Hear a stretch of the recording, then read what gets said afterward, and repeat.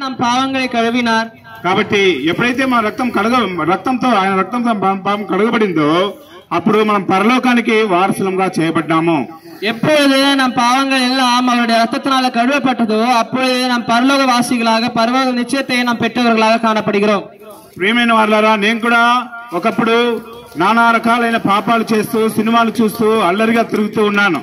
இதோ உங்கள் முன்பு நின்று நான் பேசிக் கொண்டிருக்கிற நானும் அநேக விதமான பாவங்களை செய்து சினிமாவுக்கு சென்று அநேக விதமான பாவங்களை செய்தவனாய் நான் காணப்பட்டேன்.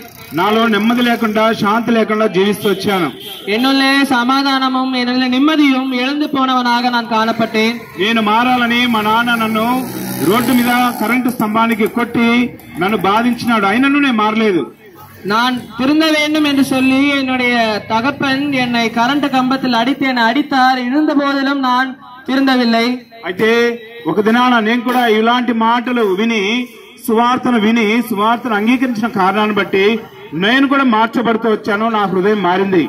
இப்படியாக நானும் சுவிசேஷத்தை கேட்டு நான் மாற்றப்பட்டு என் ஹிருதயம் மாற்றப்பட்டு நான் திருந்தவனாக நான் காணப்படுகிறேன். ఎప్పుడైతే నేను మారానో అప్పటి నుంచి నాలో సంతోషము చెప్పనశక్యమైన సంతోషం నాలో వచ్చినది.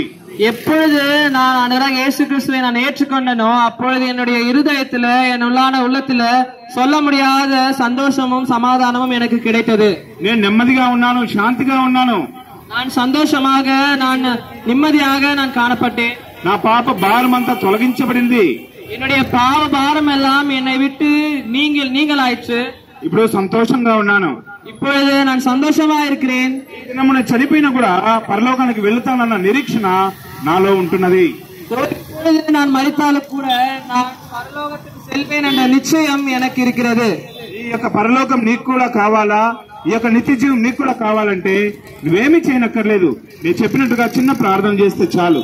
இந்த பரலோகம் உனக்கு வேண்டுமா, இந்த நித்திய ஜீவன் நித்திய அன்பு உனக்கு வேண்டும் என்றால் எதுவுமே நீ செய்ய தேவையில்லை. நீ நான் சொல்கிற ஒரு ஜபத்தை மாத்திரம், சிறிய ஜபம் மாத்திரம் நீங்கள் செய்தால் போதும். பிரியமானவர்களே, ప్రభువా నేను పాపిని, నా పాపాలను క్షమించు. ஆண்டவரே நான் ஒரு பாவி, என் பாவங்களை மன்னியும். నువ్వు నా కొరకై భూలోకానికి వచ్చావని నా హృదయంలో విశ్వసిస్తున్నాను. உனக்காக ஆண்டவரே நீர் எனக்காக இந்த உலகத்து வந்தீர், எனக்காக பலியானீர் என்பதை நான் விசுவாசிக்கிறேன். నా హృదయమందు విశ్వసిస్తున్నాను. என்னுடைய இருதயத்தில் நான் அதை விசுவாசிக்கிறேன். నువ్వు తిరిగి లేచావని నా నోటితో నేను ఒప్పుకుంటున్నాను. நீர் மீண்டுமாக உயிர் தேர்ந்த தேவனா இருக்கிறதுக்காக உமக்கு నేను ఒప్పుకుంటున్నాను. நான் அதை ஒப்புக்கொள்கிறேன். కాబట్టి ఇలాంటి చిన్న ప్రార్థన నువ్వు చేసినప్పుడు నీవు కూడా రక్షించబడతావు. இப்படியாக நீ ஒரு சிறிய ஜபம் செய்தால் போதும், நீ ரட்சிக்கப்படுவாய். దీనికోసం నువ్వు పేరు మార్చుకోనక్కర్లేదు, మతాన్ని మార్చుకోనక్కర్లేదు, ఏ విధమైన బలి చేయనక్కర్లేదు. కేవలం విశ్వాసంతో ఈ చిన్న ప్రార్థన చేస్తే చాలు. நீ உன் பேரை மாற்றிக்கொள்ள தேவையில்லை, உன் மதத்தை மாற்றிக்கொள்ள தேவையில்லை. நீ விசுவாசத்தோடு ஜெபித்தால் போதும், உனக்கு ரட்சிப்பு உண்டாகும். ఈ యొక్క రక్షణ నువ్వు నమ్మినట్లయితే నీవును నీ ఇంటి వారును గొప్ప ఆత్మరక్షణ పొందుతారు. இப்பேற்பட்ட ரட்சிப்பை நம்பினால் போதும், நீயும் உன் வீட்டார் யாவரும் ரட்சிக்கப்படுவீர்கள். దేవుడు మిమ్మల్ని ఆశీర్వదించును గాక.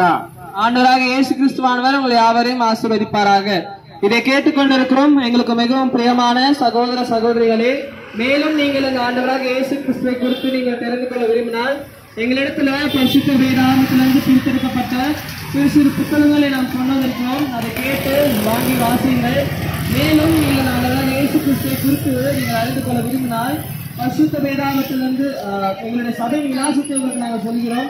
யோகாசம்மா என்கிற சபை எண் 4 காலை 6:30 மணிக்கு சுவிசேஷ கூட்டம் உங்களுக்காக ஒழுங்கு செய்யப்பட்டிருக்கிறது. வாருங்கள், வந்த தேவ ஆசீர்வாதத்தை பெற்றுக் கொள்ளுங்கள். ஆண்டவராக இயேசு கிறிஸ்துவை விசுவாசியுங்கள், அப்பொழுது நீங்களும் உங்கள் வீட்டார் யாவரும் ரட்சிக்கப்படுவீர்கள்.